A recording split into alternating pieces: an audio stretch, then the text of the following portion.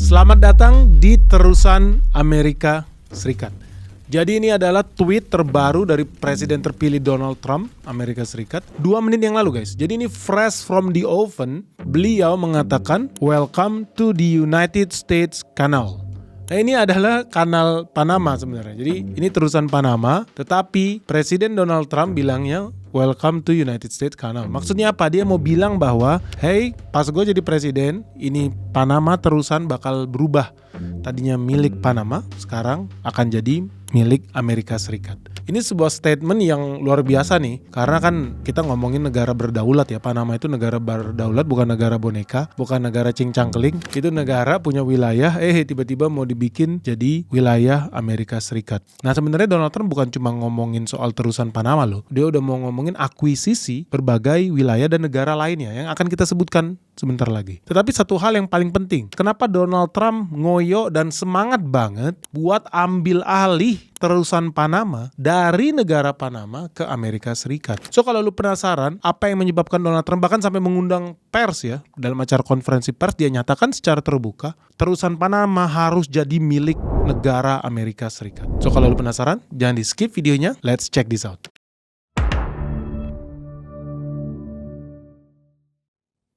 Jadi ini konferensi pers di Mar-a-Lago. Ini resort milik Presiden Donald Trump. Many things are happening that are exciting. Can you assure the world that as you try to get control of these areas, you are not going to use military or economic coercion? Ada pertanyaan dari pers, bisa nggak lu kasih pernyataan atau statement bahwa ketika lu ambil alih daerah-daerah ini, maksudnya ya terusan Panama dan beberapa negara lainnya, lu tidak akan menggunakan kekuatan militer atau kekuatan ekonomi? Atau lu akan gunakan salah satunya? Gimana caranya lu bisa dapetin negara-negara atau wilayah-wilayah itu? Jawaban Trump apa? Kita lihat. I can't assure you, you're talking about Panama and Greenland. No, I can't assure you on either of those two. But I can say this, we need them for economic security. Oke, gue pause di situ. Jadi dia nggak mau bilang, gue tidak bisa ngasih lu kepastian, I cannot assure you. Jadi gue nggak bisa kasih lu, ya tidak bisa memastikan bahwa gue bakal pakai kekuatan militer atau pakai kekuatan ekonomi atau pakai kekuatan politik, enggak. Tapi satu hal yang dipastikan oleh Presiden Donald Trump, mereka membutuhkan terusan Panama sebagai economic security untuk menjamin keamanan, kestabilan, kedaulatan perekonomian Amerika Serikat. Kenapa dia perlu kasih jaminan itu? Berarti ada ancaman nih guys terhadap kestabilan ekonomi Amerika Serikat. Jangan-jangan terusan Panama ini sangat penting karena arus barang dan jasa, arus ekspor impor Amerika Serikat nyawanya ada di terusan Panama. Jangan-jangan sekarang terusan Panama berusaha dikuasai oleh negara tertentu yang tidak dipercaya oleh Amerika Serikat. Coba kita lihat lanjutan interviewnya. It might be that you'll have to do something. Look, the Panama Canal is vital to our country. It's being operated by China. China. And we gave the Panama Canal to Panama. We didn't give it to China. And they've abused it. They've abused that gift. It should have never been made, by the way. Giving the Panama Canal is why Jimmy Carter lost the election, in my opinion. Oke, ini udah mulai masuk ke politik. Tapi gue bahas soal economic threat-nya. Bahwa apa? Ternyata benar dugaan gue bahwa Amerika Serikat di sini di kepemimpinan Donald Trump itu merasa kekuatan ekonomi Amerika itu bisa dalam bahaya kalau kontrol terusan Panama itu dikuasai oleh Cina. Kenapa dia bisa bilang begitu? Karena yang mengoperasikan dan kapal-kapal yang lewat di sana mayoritas itu adalah kapal China. Jadi kalau ditanya revenue pemerintahan Panama itu ternyata mayoritas berasal dari negara China. Yang artinya apa? Negara Panama itu akan bergantung secara ekonomi kepada negara China. Which is menurut Donald Trump itu adalah musuh bagi Amerika Serikat. Dan ini udah berulang kali. Mereka selalu bilang China itu adversary. Bukan sahabat, bukan teman, bukan negara yang netral, tapi adversary. Adversary itu apa? Ya kompetitor, musuh. So di sini kita bisa lihat. Dan dia mau ngomong Jimmy Carter tadi. Ada Presiden Jimmy Carter, tadi gue pause. Tetapi salah satu yang dia mau bilang, gue yakin Jimmy Carter itu jatuh karena apa? Karena di era Jimmy Carter lah pemerintahan Amerika Serikat menyerahkan terusan Panama kepada negara Panama. Sebelumnya terusan Panama itu berada di bawah kontrol Amerika Serikat. Tetapi di era Carter ngasih itu ke Panama. Kalau nggak salah di tahun 1970-an lah, 77 kayaknya. Next.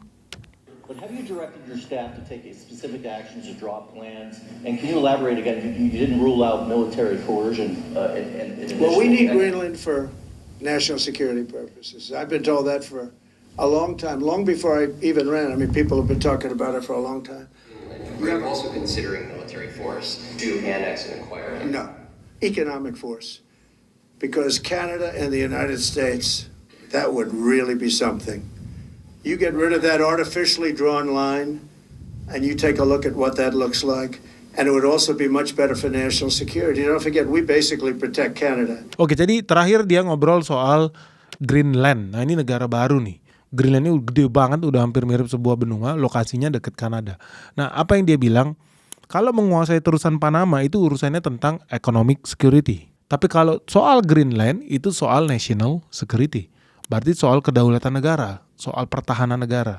Yang dia mau bilang apa? Karena kan Amerika Serikat ini bosnya NATO ya, North Atlantic Treaty Organization. Laut yang memisahkan Amerika dengan Eropa itu namanya Laut Atlantik. Makanya dibilangnya NATO, negara-negara NATO.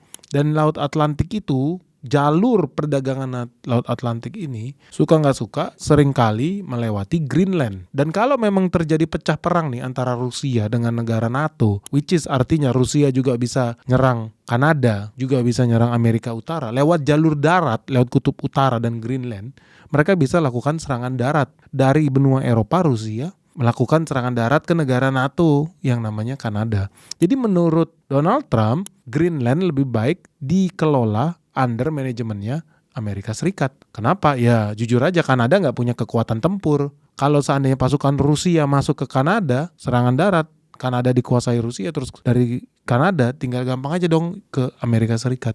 Jadi menurut dia sebaiknya Greenland dikelola, dimanage oleh Amerika Serikat. Ini pertimbangannya national security. Jadi kalau udah ngomong national security nih, Amerika Serikat dari zaman dulu selalu ngomongin national security itu yang paling ngeri tuh. Agenda politik yang paling ngeri. Karena kalau lu lihat perang Teluk 1, perang Teluk 2, selalu yang dibawa-bawa apa? National security. Padahal negaranya jauh di Timur Tengah sana. Nah jarang-jarang nih dia ngomong soal economic security. Soal yang di Panama itu jarang banget loh. Amerika Serikat itu melakukan perang atau akuisisi atau menjajah negara lain pakai argumentasi economic security. Tapi di sini ada dua agenda yang dia mention. National security, ini yang paling bahaya nih. Dia bisa kirim tentara. Yang kedua adalah economic security. So dari sini kita bisa lihat kesimpulan bahwa di era Donald Trump bakal terjadi begitu banyak hal yang exciting, yang menarik, yang gak bisa diduga. Baru kali ini dalam sepanjang sejarah Presiden Amerika Serikat ngobrol soal akuisisi negara lain atau wilayah negara lain. So buat teman-teman yang penasaran nih, kenapa penting banget sih buat dia dalam alasan melindungi ekonomi Amerika Serikat wajib ambil alih terusan Panama dari negara Panama. Seolah-olah Panama ini negara yang abal-abal. Anak kecil, ada permen, lu tinggal ambil dari kantongnya tanpa permisi. Hebat banget Amerika Serikat ini. Sebelum kita bahas lebih detail guys, gue mau kasih tahu kamu tentang sejarah terusan Panama. Good news guys, Sekolah Saham BNX Season 6 kembali lagi untuk pertama kalinya di tahun 2025. Kita akan membuka Sekolah Saham BNX khusus untuk pemula guys. Karena di sini kamu akan belajar metode untuk menentukan harga saham mahal atau tidak, valuasi yang wajar, dan bagaimana sih cara membaca laporan keuangan nih. Khusus buat kamu yang pemula. Nah buat teman-teman segera daftar karena khusus untuk di season ini kita akan kupas tuntas tentang momentum investing di bidang mobil listrik. Kenapa ya? Karena teman-teman udah tahu ya, ternyata insentif mobil listrik akan diperpanjang sampai tahun depan dan pastinya bakal menguntungkan banyak perusahaan yang terkait. Nah, buat teman-teman yang penasaran dan pengen belajar gimana sih caranya investasi saham khusus pemula, yuk segera daftar Sekolah Saham BNX Season 6 di bulan Februari 2025. Itu ada 8 pertemuan, total 2 bulan kita akan ketemu seminggu sekali. Jadi ini bermula di tahun 1880, Kolombia itu memberikan wewenang kepada perusahaan Prancis melalui Ferdinand de Lesseps untuk membangun terusan Panama. Namun di tahun 1893 terjadi wabah penyakit di Amerika bagian tengah, sehingga pembangunan kanal Panama ini dihentikan. Barulah kemudian di tahun 1903, Kolombia dan Amerika Serikat menandatangani perjanjian Haibunau-Varilla yang menetapkan hak permanen atas terusan Panama pada Amerika. Maka sejak tahun 1903 kepemilikan Panama ditransfer ke Amerika Serikat. Dan 1 tahun setelahnya di tahun 1904, Amerika kembali melanjutkan pembangunan terusan Panama di bawah kepemimpinan Presiden Theodore Roosevelt. Begitu strategisnya pembangunan terusan Panama ini, guys. Jadi orang yang dipercayakan untuk pembangunan terusan Panama bukan manusia sipil, tetapi militer. Di sini ditaruh kolonel tentara Amerika Serikat yang namanya Kolonel George W. Goethals. Dia dibantu oleh 3 orang kepercayaannya, yakni Letnan Kolonel Harry Hodge, Henry Goldmark, dan Edward Schildhauer. Di sini terusan Panama diputuskan untuk didesain dan dibangun dengan sistem kunci yang unik yang dinamakan meter gauge. Pembangunan berjalan selama 10 tahun dan pada tahun 1914 terusan Panama berhasil resmi dibuka. Dan dengan ini dinyatakan resmi Samudra Atlantik dan Samudra Pasifik terhubung melalui terusan Panama. Namun di tahun 1964 terjadi ketegangan antara masyarakat Amerika Serikat dan Panama, di mana Panama memaksa untuk mengibarkan bendera Panama di zona terusan Panama. Nah guys, sebelum kita bahas lebih lanjut ya, biar teman-teman bisa tahu begitu canggihnya ya sistem gerbang kunci di Panama ini, sehingga teman-teman bisa lihat ya, kok laut itu yang berbeda ketinggiannya itu bisa melintas di Panama, dan mereka bilang ini sistem kunci dan sistem lift. Lu bayangin ada lift di laut bisa dibikin lift, itulah di Panama, dan ini udah dipikirkan oleh orang Amerika Serikat beratus-ratus tahun lalu. Ini sangat-sangat smart sih. Tetapi sebetulnya metode ini udah ditemukan oleh orang Italia yang namanya Leonardo da Vinci. Jadi nggak murni penemuannya Amerika Serikat, ini penemuan orang Itali ratusan tahun yang lalu juga. Gimana metodenya? Jadi ada sistem kunci di mana saluran Panama bisa mempertemukan antara laut yang lebih rendah ke laut yang lebih tinggi, yaitu aliran Danau Gatun, menggunakan pintu kunci yang akan dibuka tutup setiap kali ada kapal yang akan melintas. Sehingga kalau teman-teman lihat di animasi yang ada di layar kaca, kalian bisa lihat ketika ada kapal masuk, sistem kunci ini akan membuka kapal masuk, dan kunci di belakang ditutup, air dialirkan sehingga ketinggiannya menjadi sama antara kapal yang mau masuk dengan kunci selanjutnya yang ada di hadapan kapal itu. Begitu seterusnya dilakukan sampai kapal ini bisa naik ke tingkat yang lebih tinggi dan masuk ke dalam perairan Danau Gatun yang ada di atas Laut Atlantik. Lalu setelah mereka masuk ke Danau Gatun, mereka akan masuk ke lift air lagi untuk turun, nyebrang ke Pasifik atau sebaliknya. Sistemnya sama juga, air yang di depan mereka masuk dikunci, lalu kemudian dibuang sehingga airnya surut, dan mereka akan maju lagi kapalnya dan airnya akan disurutkan lagi, begitu seterusnya sampai kapal ini turun ke laut yang lebih rendah. So ini adalah sebuah sistem yang sangat revolusioner walaupun teknologinya sederhana ya. Tapi hebatnya karena begitu banyak tanah yang digali, dibuang sampai ratusan kilometer, panjangnya gunung ditembus untuk bisa membangun terusan Panama ini. Nah, sekarang kita kembali soal adanya ketegangan antara pemerintahan Amerika Serikat dengan pejuang pemberontakan tentara-tentara dan rakyat Panama yang pengen mengambil kedaulatan wilayah negara mereka dari tangan Amerika Serikat. So, selang beberapa bulan, hubungan Amerika dan Panama kemudian terputus untuk sementara waktu. Sampai kemudian di tahun 1967, Amerika dan Panama hampir mencapai kesepakatan atas 3 perjanjian mengenai Panama. Namun gagal akibat Presiden Panama yang namanya Marco Robles kalah dalam pemilu. Akibatnya di tahun 1973, Richard Nixon menunjuk Ellsworth Bunker, diplomat Amerika Serikat, untuk memimpin delegasi Amerika Serikat yang mana Bunker ditugaskan untuk fokus memastikan penggunaan terusan Panama oleh Amerika Serikat secara terus-menerus. Artinya apa? Presiden Nixon Amerika Serikat tidak mau memberikan terusan Panama kepada negara Panama. Nah, hebatnya ya si Bunker ini punya metode berpikir yang hebat. Dibandingkan kita perang sipil di situ dengan kekuatan militer berperang untuk merebut wilayah Panama, dia bilang gini, lebih baik kita pastikan bahwa Amerika Serikat dapat menggunakan terusan Panama. Jadi right to use, hak untuk menggunakan terusan Panama.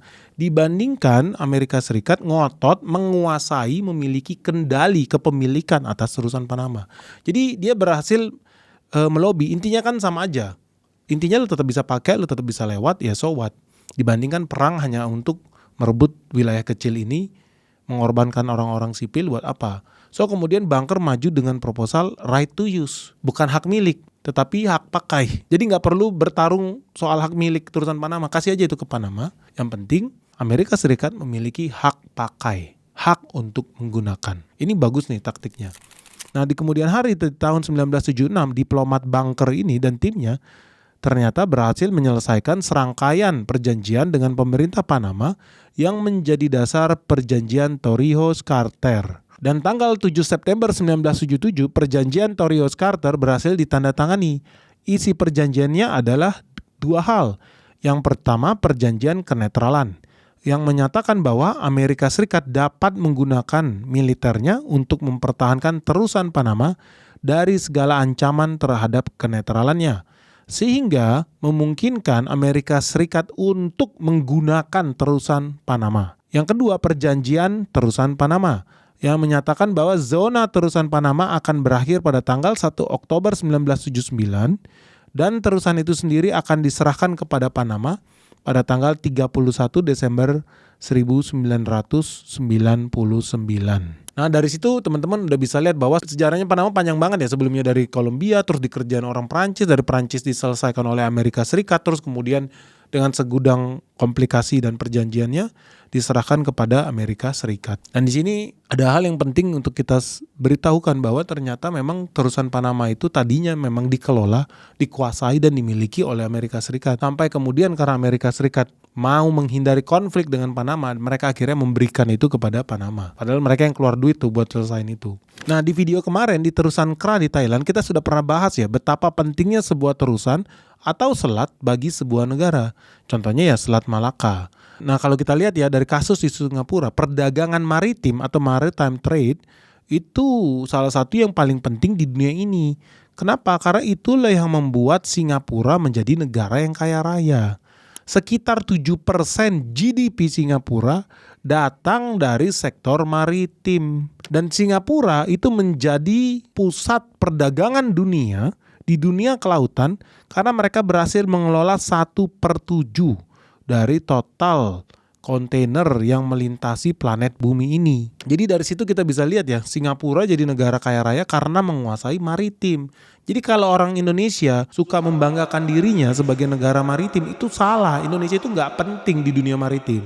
Nggak penting dan nggak masuk hitungan. Kita ini cuma penonton, cuma customer, hobinya impor, that's it. Yang bisa mengelola kapal, yang bisa mengelola pelabuhan, yang bisa bikin kren yang hebat, yang handal, yang bisa membuat kapal yang luar biasa, itu bukan Indonesia, itu Singapura.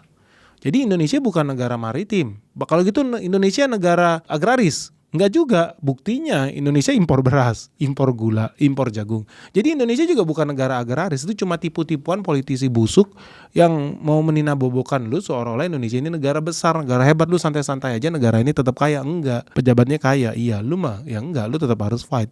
Dengan segala manipulasi gaslighting yang dilakukan oleh politisi Indonesia di buku-buku pelajaran sekolah ke sekolah dasar yang ada di Indonesia.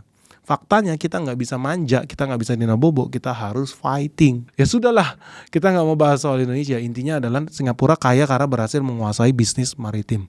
Dari hulu ke hilir, mulai galangan kapal, dry dock, pelabuhan, crane, pembuatan kapal, kontainer, parkiran kapal, dan lain sebagainya. Mereka nomor 1 di dunia. Bayangin, 1/7 kontainer yang melintasi planet bumi ini membutuhkan Singapura. Gila. Mereka itu nggak butuh Tanjung Priok, Tanjung Emas, Tanjung Perak, enggak, itu lucu-lucu aja. Tapi mereka butuh Singapura, iya. Dunia membutuhkan Singapura. Jadi guys, nggak heran nih kalau Presiden Panama pun dia menentang kebijakan Trump itu. Kenapa? Enak aja nih, negara bukan negara culun, bukan negara abal-abal, kok bisa-bisanya wilayah kita diakuisisi oleh negara lain. Karena Presiden Panama, Presiden Jose Raul Molino, itu ya dia bilang terusan Panama itu sudah dimiliki penuh oleh Panama berdasarkan perjanjian tahun 1977. Dia bahkan membuat statement bahwa setiap meter persegi terusan Panama dan wilayah sekitar terusan Panama adalah milik negara Panama dan akan terus begitu.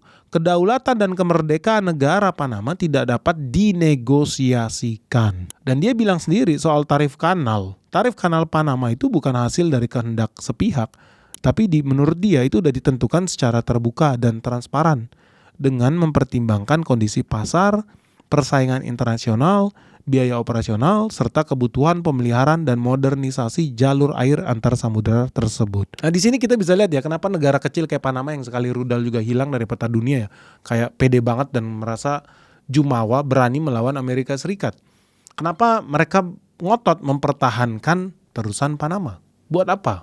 Ternyata data menunjukkan dari total GDP Panama, sumbangan terusan Panama ini menyumbang sampai 7,7% dari GDP tahunan negara Panama. Dan bahkan lebih gila lagi, APBN Panama itu hampir 1/5-nya disumbangkan dari tarif yang harus dibayar buat kapal-kapal ini lewat di terusan Panama. Di tahun 2022 saja ya, dari data yang kita punya, lebih dari 14.000 kapal transit di terusan Panama. Bayangin, ada 14.000 kapal yang transit di terusan Panama. Dan muatan terbanyak itu adalah kontainer, dry bulk, chemical tanker, dan gas, yaitu LPG dan LNG. Jadi di sini kita bisa lihat bahwa kontribusi terusan Panama buat keberlangsungan energi Amerika Serikat dan keberlangsungan barang-barang yang hobi dia impor ya dari negara Asia, yaitu bersumber dari terusan Panama. Dan kalau kita lihat menurut data, sepanjang tahun 2024 ini, top 5 ya, top 5 negara yang transit di Panama adalah Amerika, China, Jepang, Korsel, dan Chili. Jadi 5 negara yang sangat sering menggunakan jasa terusan Panama, ya negara-negara maju itu, yaitu Amerika Serikat, China, Jepang, dan Korea Selatan. Baru terakhir ada negara berkembang juga yang namanya Chili ini. Dan sebegitu pentingnya terusan Panama, teman-teman bisa bayangkan hampir 40% dari total kontainer yang masuk ke negara Amerika Serikat itu masuk melewati terusan Panama setiap tahunnya. Kurang lebih sekitar 270 miliar dolar. Jadi teman-teman bisa lihat nyawa peredaran barang dan jasa dan logistik yang ada di Amerika Serikat itu 40% nyawanya ada di terusan Panama. Nah, maka dari itu teman-teman jadi masuk akal buat Amerika Serikat di bawah kepemimpinan Donald Trump untuk melindungi economic interest-nya, economic security-nya, mereka harus menguasai terusan Panama. Menurut kamu gimana? Kamu setuju nggak? Kalau kamu jadi Presiden Donald Trump dan kamu melihat nyawa kita hampir setengah nyawa Amerika Serikat, arus barangnya itu lewat terusan Panama, padahal terusan Panama itu dikuasai negara lain yang kemungkinan besar menurut Donald Trump itu akan segera berada di bawah kendali China. Sama seperti negara-negara Afrika yang lain. Banyak mereka yang gagal bayar utang, kemudian pelabuhannya, bandaranya di take over sama China. Menurut kalian kalau lu jadi pemerintah Amerika Serikat, lu akan ambil alih nggak Panama dari negara Panama itu sendiri? Lu akan ambil alih nggak terusan Panama? Karena lu punya kewajiban lu sebagai pemerintah di sana melindungi hak warga negara lu. Lu punya kewajiban memastikan negara lu tetap ada sampai ratusan bahkan ribuan tahun lagi. Atau lu akan diem aja membiarkan terusan Panama diambil negara lain yang dianggap tidak bersahabat dengan negara kalian. Kalau lu jadi Presiden Amerika Serikat, lu akan setuju atau tidak dengan tingkah Donald Trump ini? Kalau lu jadi rakyat Amerika Serikat, lu akan setuju atau tidak kalau presiden lu ambil alih negara orang lain demi melindungi kepentingan ekonomi negaramu sendiri? Coba tulis jawabannya di bawah ini. Menurut kalian keputusan yang diambil oleh Presiden Amerika Serikat ini sudah betul atau tidak? Dan apa sih dampaknya buat Indonesia kalau Amerika betulan mengambil alih men-take over terusan Panama dari negara berdaulat Panama? Dan teman-teman tahu nggak ya, itu tidak akan berhenti sampai di sini. Karena gue udah pernah bikin video ini sekitar 2 tahun yang lalu. Di situ gue bilang bahwa presiden selanjutnya setelah Joe Biden itu wajib mengakuisisi negara lain. Yaitu apa? Negara Kanada dan negara Meksiko. Jadi kalau dibilang Donald Trump akan berhenti di Greenland dan di Panama, itu salah. Menurut gue, Donald Trump akan mengakuisisi Kanada dan Meksiko. Kenapa dia harus lakukan itu? Ada urgensi apa di sini? Apakah menyambut Perang Dunia III atau ada agenda lain? Dan ini ada hubungannya dengan Indonesia loh. Karena teman-teman tahu, bukan cuma Amerika Serikat yang berusaha menguasai Greenland. Bahkan tetangga kita, Singapura, diam-diam itu sudah bergerak berusaha untuk menguasai Greenland juga. Kalau kamu penasaran, kita akan bikin part 2-nya tentang akuisisi Kanada dan Meksiko di bawah rejim Amerika Serikat. Dan hubungannya apa ya dengan Singapura? Kalau kamu penasaran dan kamu mau kita bikin part 2-nya, segera like video ini, segera share video ini, karena begitu mencapai 24.000 likes dalam 24 jam, kita akan rilis part 2-nya. Ingat, segera like video ini. Begitu mencapai 24.000 likes, kita akan rilis part 2-nya tentang kewajiban Amerika Serikat menguasai Kanada dan Meksiko dan hubungannya dengan Singapura. Oke guys, semoga video ini bermanfaat. Jangan lupa segera di-share dan segera di-like supaya part 2-nya segera launching. Salam sehat, salam cuan, bye-bye. Sa puso'y krimayan, is kabanting ituting nari, Tumpaya ka